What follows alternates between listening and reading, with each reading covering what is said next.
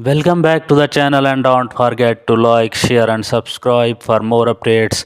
Today we are diving into an exciting tutorial how to create dual tone portrait gradient overlay in Photoshop.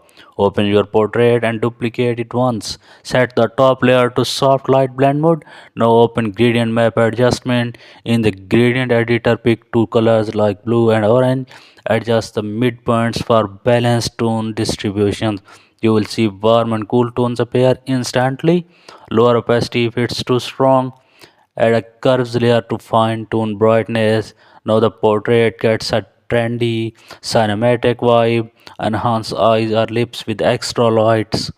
Add slight vignette for focus. This gradient style is perfect for social media looks. It gives you